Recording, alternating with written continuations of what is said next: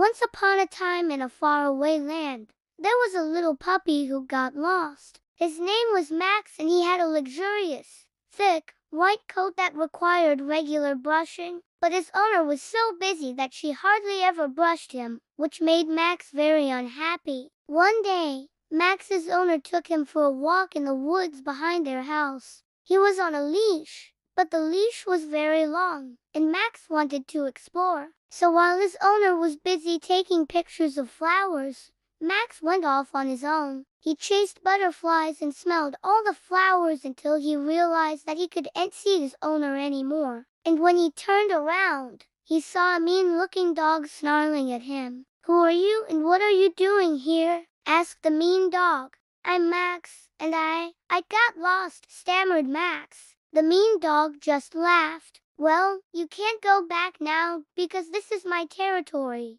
and you're going to have to fight if you want to go home." Max was scared, but he didn't want to fight. "Is there another way out of here? I just want to go home," he asked. "No, there's only one way, and that's through me," said the big dog, baring his teeth. Max knew he couldn't escape, so he braced himself for the attack. But instead of attacking, the big dog started licking him. "You're a small and cute little puppy, aren't you? Why would you want to go home with that mean woman who doesn't even brush your fur?" asked the big dog. Max sighed. "She's my owner. I'm her pet, and I don't mind if she doesn't brush my hair. I just like it when she scratches my ears. It's been a long time since I've had a good scratch," he said wistfully. The big dog looked at him for a moment. "Well, maybe I can help you with that," he said with a smile. And he did. He gave Max the best ear scratches he'd ever had. When Max leaned into them, the big dog stopped and sniffed him.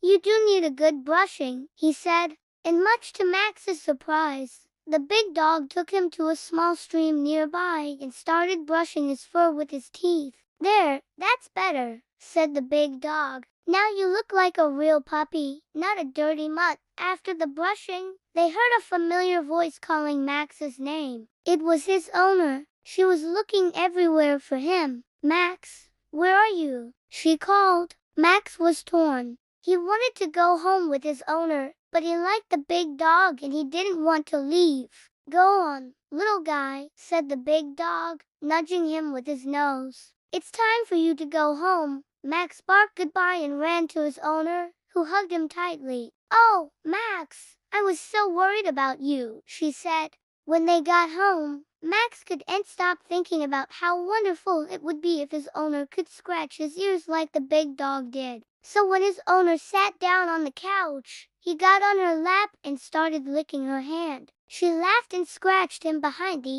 ears. "Oh, you're such a good boy," she said. Max closed his eyes and sighed happily. Maybe being with the mean woman wasn't so bad after all. From that day on, Max's owner made sure to brush his fur every day, and she even bought him a scratching post so he could scratch his back when he wanted. As for the big dog, Max often went to visit him in the woods, and they would play and eat and sleep in the warm grass together.